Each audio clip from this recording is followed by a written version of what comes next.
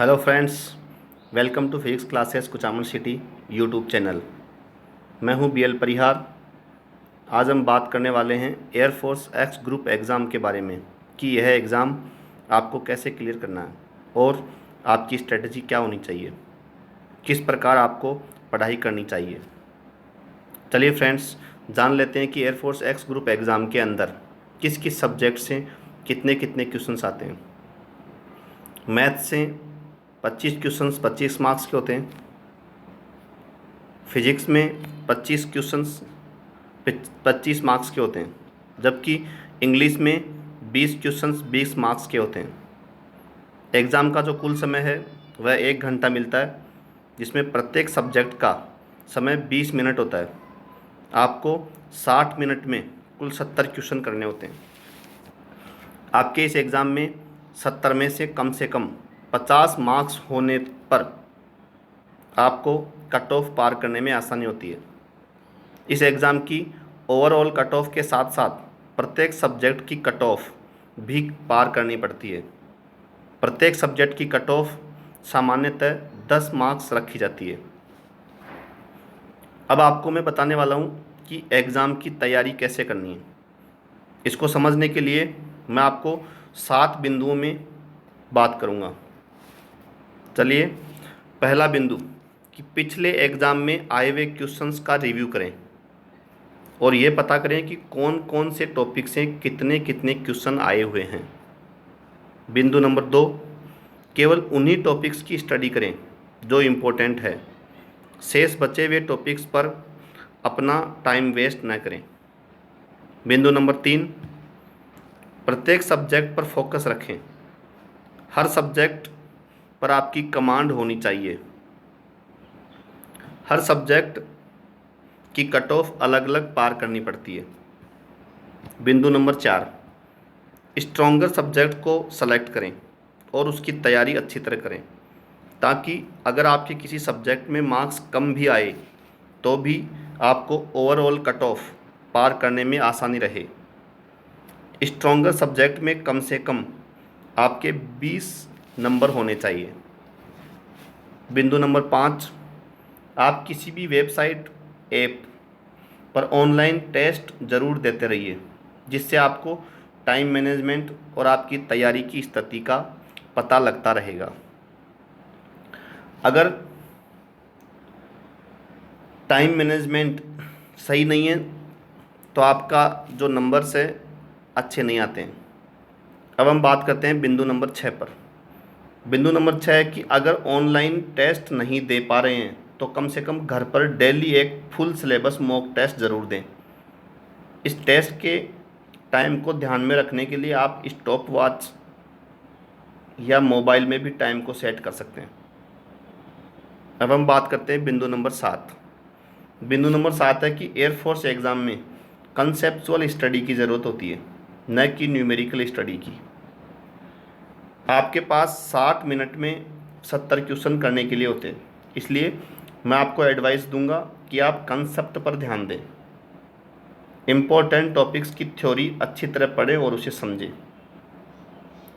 मैं यहाँ पर एक विशेष बात याद दिलाना चाहता हूँ कि कंसेप्ट पर ध्यान देने का ये मतलब नहीं है कि न्यूमेरिकल को छोड़ दें।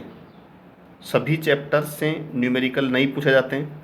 आपको न्यूमेरिकल व कंसेप्चुअल स्टडी दोनों का बैलेंस रखना होगा। जैसा कि आप जानते हैं कि सैनिकों को सुस्ती न आए, इसलिए रोज़ाना कड़ा शारीरिक अभ्यास करवाया जाता है। उन्हें रोज़ नए नए टास्क बनाए जाते हैं। युद्ध जैसी काल्पनिक स्थितियाँ बनाई जाती है ताकि उनकी प्रैक्टिस होती रहे। ठीक उसी प्रकार आपकी तैयारी को अच्छी करने के लिए मैं मेरे YouTube channel physics classes Kuchaman city पर समय समय पर मोटिवेशनल वीडियोस और टेस्ट सीरीज़ लाता रहता हूँ। अभी जो टेस्ट सीरीज चल रही है, इसमें आपको टेस्ट के क्वेश्चंस का सॉल्यूशंस उपलब्ध करवाया जा रहा है। यदि आपको जिस भी टेस्ट का सॉल्यूशन PDF फॉर्मेट में चाहिए तो मुझे वीडियो के कमेंट बॉक्स में लिख सकते हैं या ईमेल कर सकते हैं। जैसे जैसे आपका एग्ज़ाम पास आएगा मैं आपको फुल सिलेबस के मॉक टेस्ट भी विद सॉल्यूशन उपलब्ध करवाऊंगा। यदि आपको कोई क्वेश्चन पूछना है तो आप निसंकोच मुझे व्हाट्सअप या ईमेल कर सकते हैं। आपके क्वेश्चन का अतिशीघ्र हल बता दिया जाएगा। फ्रेंड्स, यह आपको पता है कि अभी लॉकडाउन 4 चल रहा है। आप अपने स्वास्थ्य का ध्यान रखें, सरकार द्वारा जारी दिशा निर्देशों का पालन करें तथा घर पर रहें। घर पर रहकर भी आप अपनी तैयारी को जारी रख सकते हैं। यदि आप एक टाइम टेबल के अनुसार अध्ययन करोगे तो आपकी तैयारी अच्छी होगी। सभी सब्जेक्ट का समान समय देते हुए तैयारी करें। अब मैं आपको एक उदाहरण के माध्यम से बताऊंगा कि एक बार फेल विद्यार्थी निराश न हो, आपका भी सिलेक्शन हो सकता है। आप इमेजिन करो कि एक क्रिकेट का मैच चल रहा है और आप बैटिंग कर रहे हैं। ये लाइफ का गेम है, क्रिकेट का गेम नहीं। क्रिकेट से रिलेटेड है लेकिन ये ज़िंदगी है। हम सिर्फ एक एग्जाम्पल ले रहे हैं। अब आप सोचो कि आप बैटिंग कर रहे हैं, पीछे कोई विकेट्स नहीं है, कोई विकेट कीपर नहीं है, कोई और प्लेयर भी नहीं है, सामने से लाइफ है, ज़िंदगी जो एक के बाद एक बॉल फेंकते चली जा रही है।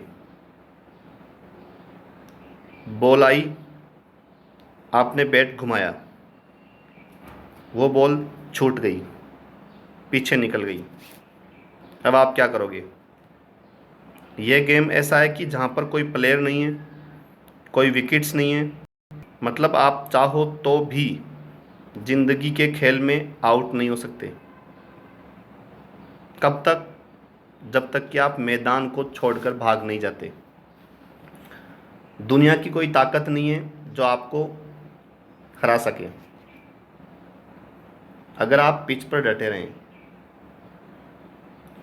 लाइफ का एक काम है कि वो एक के बाद एक बॉल फेंकते चली जा रही है। ये बॉल क्या है? अपॉर्चुनिटीज़ है, अवसर है। कोई छोटी अपॉर्चुनिटी है तो कोई बड़ी अपॉर्चुनिटी है। तो फिर करना क्या है? पिच पर डटे रहना है। एक बॉल निकल गई, कोई बात नहीं भाई, शॉट लग जाता तो बढ़िया था, नहीं लगा तो और बढ़िया है। कोई दूसरी बॉल आ रही है, देखो, खेलो, अपना ध्यान पिच के ऊपर रखो और लाइफ की तरफ देखो। दोबारा एक अपॉर्चुनिटी आ रही है, फिर आपने बैट घुमाया, फिर बॉल मिस हो गई, दूसरी अपॉर्चुनिटी मिस। दुनिया की नज़र में आप फेल हो, लेकिन आप पिच पर डटे हुए हो। अब आपको ज़िंदगी का खेल समझ आ गया। आपको समझ आ गया कि एक इवेंट या एग्ज़ाम में फ़ेल होने की वजह से लाइफ में फ़ेल नहीं होते। एक इवेंट का एंड लाइफ का एंड नहीं है। लाइफ के अंदर हज़ारों लाखों इवेंट्स, एग्ज़ाम्स आने वाले हैं। एक एक करके बॉल आ रही है। तीसरी बॉल आई, बैट घुमाया, फिर मिस हो गई। चौथी बॉल आई, फिर आपने बैट घुमाया, फिर मिस हो गई। पांचवी बॉल आई, फिर बैट घुमाया और फिर मिस हो गई। छठी बॉल आई, आप आगे बढ़े, फिर बैट घुमाया और ये छक्का। एक ही बॉल में पिछली 5 बॉल्स की कसर पूरी। सारा खेल पलट जाएगा एक दिन के अंदर अंदर। दोस्तों, आप घबराएं नहीं, सतत रूप से प्रयास करते रहें, आपकी जीत निश्चित है। जय हिंद, वंदे मातरम।